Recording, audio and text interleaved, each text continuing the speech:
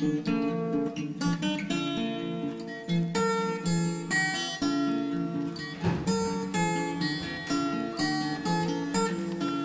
is born. Glorify.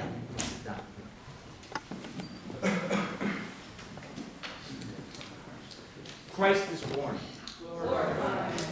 One of the great reasons for this particular feast that we have today, and it's represented in the icon of nativity that's set before us, and that as the birth of Christ, even though it was obscure in a far-off country in the corner of the Roman Empire, even though it was from a poor family, in that moment we see that the birth of Christ unites.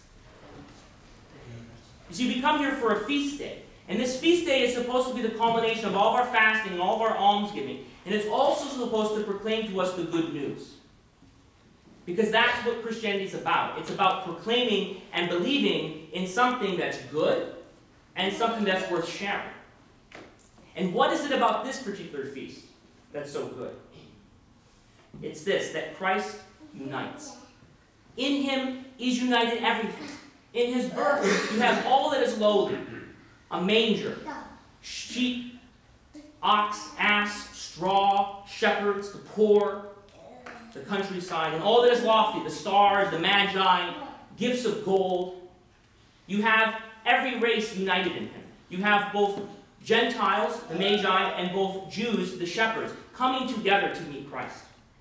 You have both heaven and earth coming to worship him. And all of creation is drawn back together to worship Jesus Christ in this moment. And even in the ministry of Christ, we have in his life, he is constantly uniting and bringing and drawing things together that were separated. So even when his disciples warn him not to take care of those who are beyond the bounds of the Jewish nation, he still goes to the people of Tyre and Sidon. He heals the Gentiles and anyone who would come to them. He ignores their exclusivistic teachings and instead offers us something inclusive. That he has come to unite everybody in him.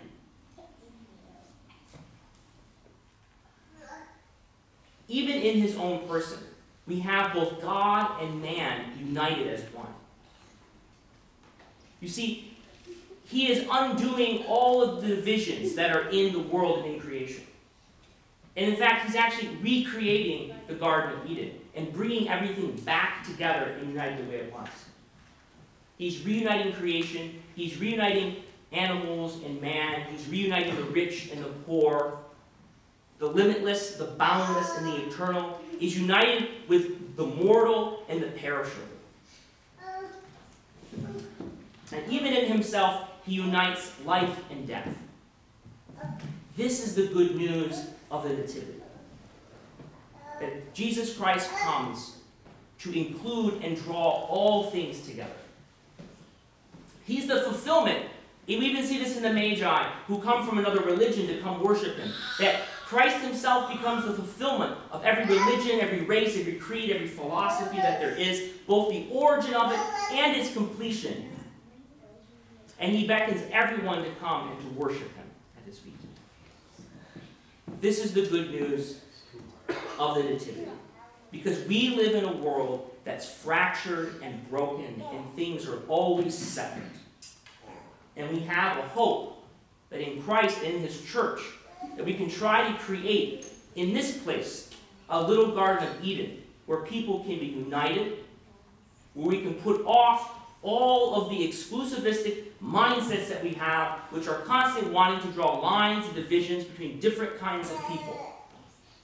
To constantly the them and the us. But in the Nativity, there is only us. That is all there is. There is no other. Because God is the great other. The one who is beyond, who has come to us to unite us, to help us put these things past us. That we can actually be one. Because he is the God, what it says in the gospel reading we read last night, that he's Emmanuel, which means God with us. And what God could be more with us than a God who lowers himself, who takes upon poverty, who takes upon the human condition and all of its suffering, and becomes just like us.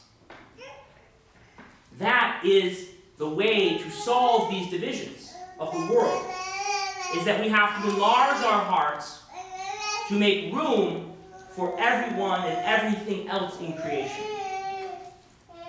So not only do we have a great hope, but we also have a great task that the Nativity sets before us, and that is to overcome division by self-sacrifice and love.